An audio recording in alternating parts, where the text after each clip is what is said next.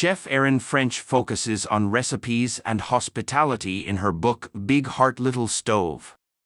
The book explores her experiences and stories in the restaurant industry and personal life. Hey, it's NPR's Book of the Day. I'm Andrew Limbong. The thing about hosting in your home, having people over for a dinner, let's say, is that it's only sort of about the food. Sure, yeah, that might be a main part of the evening, but as Erin French points out in today's interview, there's a ton of these little steps you can take to show people you care and to make them feel special. She's the chef behind the hard-to-get-into restaurant The Lost Kitchen and author of the book Big Heart, Little Stove. And in this interview with Here Now's Robin Young, she says that, yeah, she cooks the food, but she thinks of herself less as a chef and more of a hostess, a title that's often overlooked and downplayed, but it is a role with a lot of power. If you've tried to get a reservation at Erin French's Lost Kitchen restaurant in Freedom, Maine, you know it's the toughest in the world right now. You have to send a postcard in for a lottery, a glowing CBS Sunday Morning profile added to the frenzy, and then there's Erin's own show, The Lost Kitchen.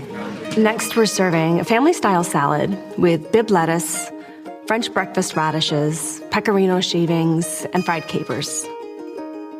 Amazing. Just amazing. Or maybe you read Erin French's inspirational memoir, Finding Freedom, A Cook's Story, which has been optioned for a movie.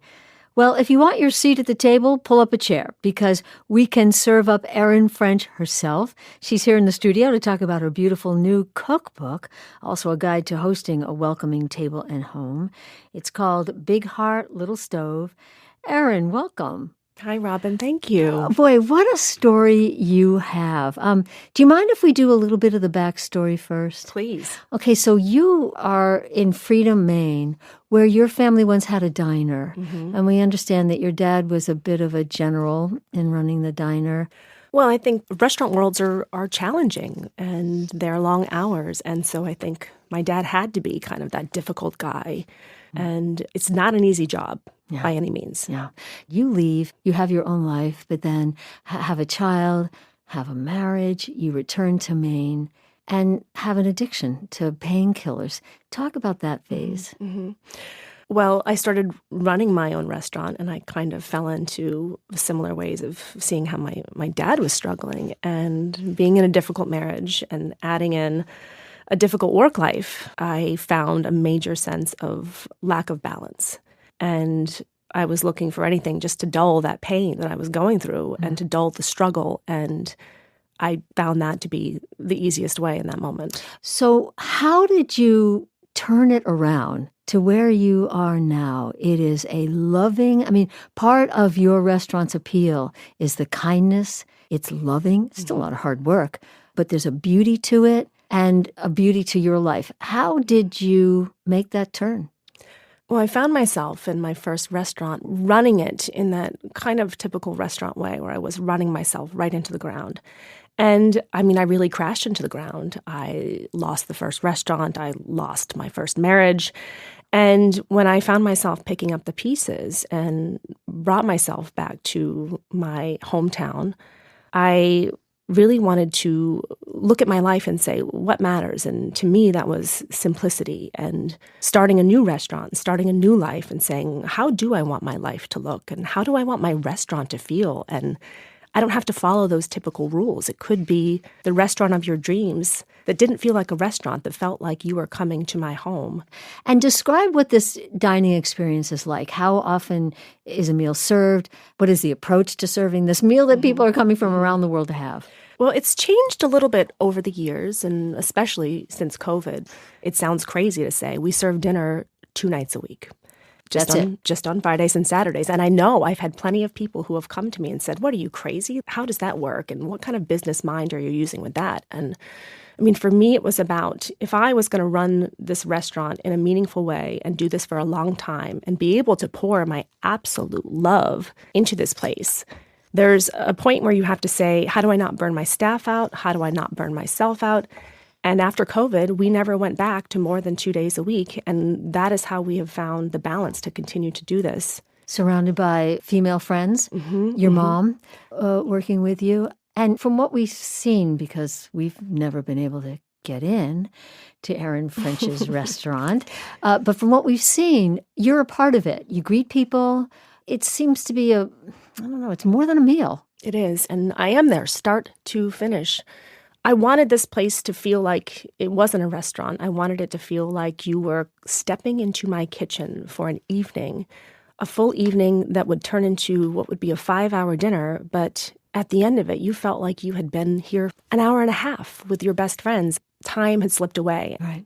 Talk about what you're trying to bring in the food experience, and the recipes are here. The food is extremely simple. And for a while, I looked at myself and thought I wasn't good enough because, how could I be serving this simple food? And why would people want to travel from all across the country and bang down the doors to be here? And then I realized that maybe what we were really craving was just a simple, delicious meal. And so the food is really based on the ingredients, and we change the menu every day. It's all dependent on what we find for ingredients. I never write a menu and then go shopping. I always look at the ingredients first and then make a decision. Well, you say simple. I would say art. A skillet of scallops with cedar, chorizo, and lime. Garlicky mignon steaks with caramelized onion butter. Honeyed beets with feta and toasted pistachios. Everything has a little dollop of something, and then maybe a flower. A little something special. But if you look at the core of the recipes and the ingredients, it's really very much ingredient focused.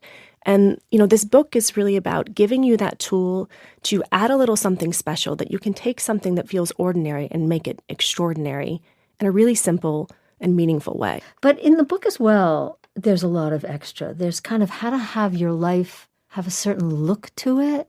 It's not about a look. It's about how do you make someone feel? And if you think about a meal, sure, the food is the anchor that brings us to the table.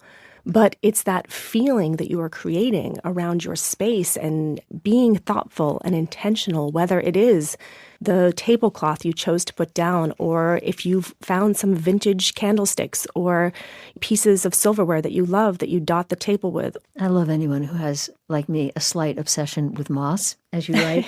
But you can use it as a bed alongside frozen rocks when plating oysters, you say. Then suddenly you've got something special. Yes, and that costed nothing. And you make the oysters look like they're the most impressive thing that you've ever found. You have a chapter, Signatures. What is that? Those little things that you can put on the table, or those little extra moments that you can create that aren't necessarily edible, but they still evoke a feeling of entertaining. What's the number one thought you want to impart about hospitality, about imparting to people that feel that you want them to have? I've always struggled to call myself a chef, and I've always felt like I was more of a hostess, which I think we downplay that word as, that's just someone who's a little beneath.